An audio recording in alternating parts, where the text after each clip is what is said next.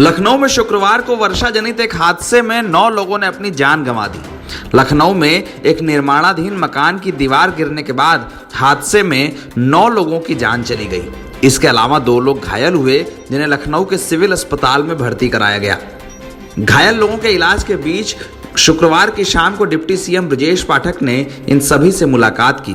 लखनऊ के दिलकुशा इलाके में हुए इस हादसे के बाद सीएम योगी ने भी इस पर दुख जताया और पीड़ित परिवार को 4-4 लाख रुपए के मुआवजा देने का ऐलान किया। लखनऊ के अलावा उन्नाव में भी एक मकान का हिस्सा गिरने से 4 लोगों की मौत हो गई। वहीं कानपुर में वर्षा जनित हादसे में एक शख्स को अपनी जान गंवानी पड़ी। लखनऊ में भारी बारिश के कारण तमाम निचले इलाकों में पानी भरने से लोग परेशान हैं। लखनऊ के कई हिस्सों में पानी लोगों के घरों में घुस गया है। पुराने लखनऊ के कई इलाकों में लोगों के घरों में सीवर का पानी घुसने लगा है, जिसके बाद नगर निगम के दावों पर सवाल खड़े हुए हैं। लखनऊ के कई इलाकों में पानी भरने के कारण ट्रैफिक व्यवस्था भी प्रभावित हुई है। आलम यह है कि लखनऊ के कई हिस्सों में सड़क पर नाव चलने की तस्वीरें भी सामने आई हैं। बाहुबली मुख्तार अंसारी की करीब 3 करोड़ रुपए की संपत्ति को प्रशासन ने शुक्रवार को कुर्क कर दिया है। इसमें मुख्तार अंसारी का एक मकान भी शामिल है। इसके अलावा कई और संपत्तियों को भी प्रशासन ने कुर्क किया है। ये कार्रवाई प्रदेश के गाजीपुर जिले में हुई है। गाजीपुर मुख्तार अंसारी के भाई अफजाल अंसारी का संसदीय क्षेत्र भी है। इस इलाके में 2 करोड़ 50 लाख रुपए की संपत्ति को कुर्क करने की बात कही जा रही है। शुक्रवार को हुई इस कार्रवाई के दौरान गाजीपुर के एसपी रोहन बोत्रे समेत तमाम अधिकारी भी मौके पर मौजूद रहे।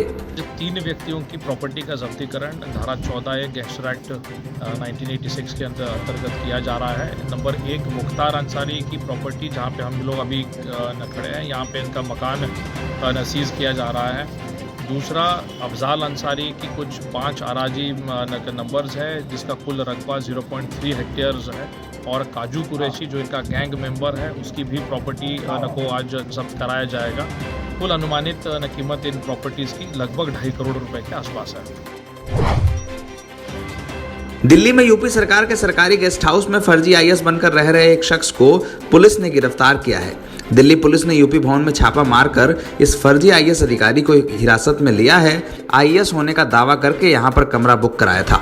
दिल्ली पुलिस ने यूपी भवन के 118 नंबर कमरे में छापा मारा। इस दौरान ये युवक खुद को आईएएस अधिकारी बताने लगा।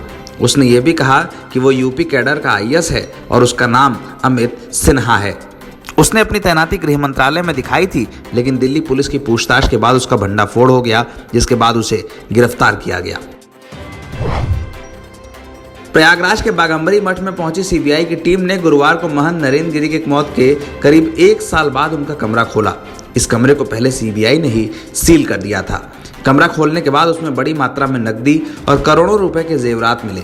इस दौरान सीबीआई, पुलिस और प्रशासन के अफसरों ने कमरे की चाबी महंत बलबीर गिरी को सौंप दी है, जो इस वक्त बाघंबरी गद्दी के प्रभारी हैं। बताया जा रहा है कि बलबीर गिरी इस कमरे में 2-3 दिनों में प्रवेश करेंगे।